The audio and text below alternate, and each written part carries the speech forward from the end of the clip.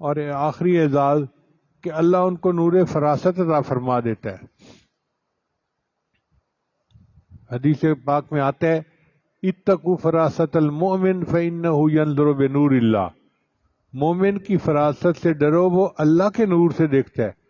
اللہ ان کو ایک ایسا نور دے دیتا ہے کہ جس سے ان کو حق اور باطل کے درمیان پہچان ہو جاتی ہے۔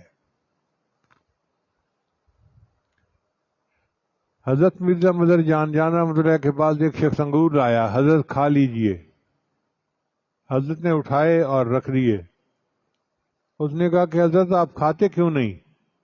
فرمایا مجھے اس میں سے مردوں کی بو آتی ہے۔ وہ شخص بڑا حیران ہوا۔ پھر اس کو خیال آیا کہ میں پتہ تو کروں کہ یہ انگور آئے کہاں سے ہیں۔ دکاندار کے پاس گیا، کہاں سے لیے؟ اس نے کہا اس طرح کا ایک بندہ آتا ہے، بیچ جاتا ہے، میں لے لیتا ہوں۔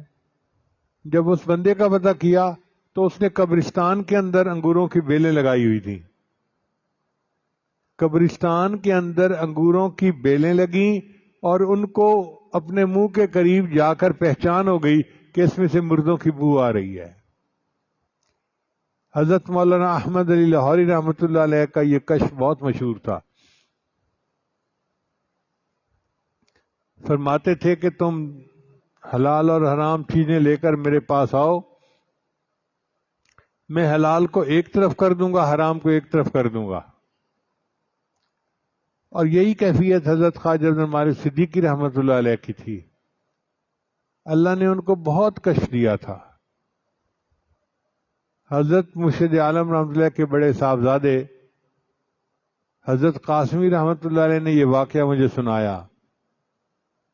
کہنے لگے کہ ہمارے والد صاحب جو ہیں وہ تبلیغی سفر پر گئے ہوئے تھے، گھر میں ہی تھا۔ حضرت خواجہ عبد المالک صدیقی رحمۃ اللہ اسلام آباد سے واپس لوٹے اور چکوال تشریف لے آئے۔ میں بڑا خوش ہوا کہ مجھے خدمت کا موقع ملا۔ میں نے اماں جان کو بتایا کہ حضرت کے لیے کھانا بنائیں۔ اماں جی بھی بڑی خوش ہوئیں۔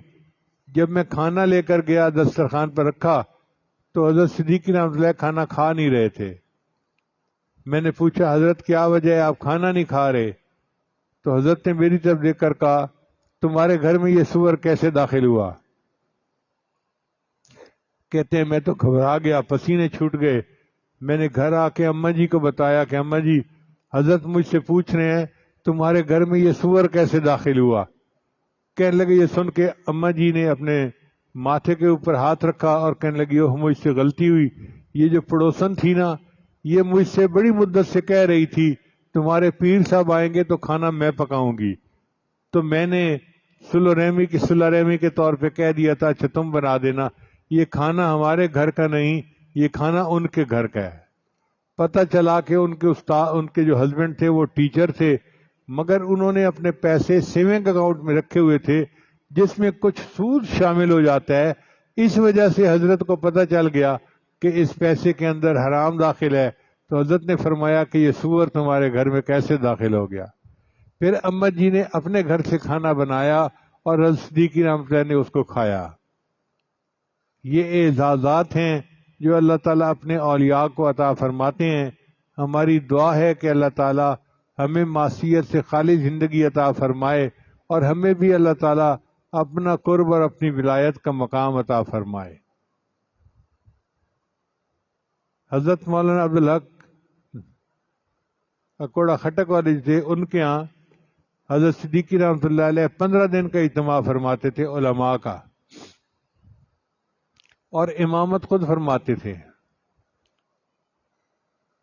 علماء تو پھر علماء ہوتے ہیں، چھوٹی سے چھوٹی چیز کو بھی نوٹ کرتے ہیں۔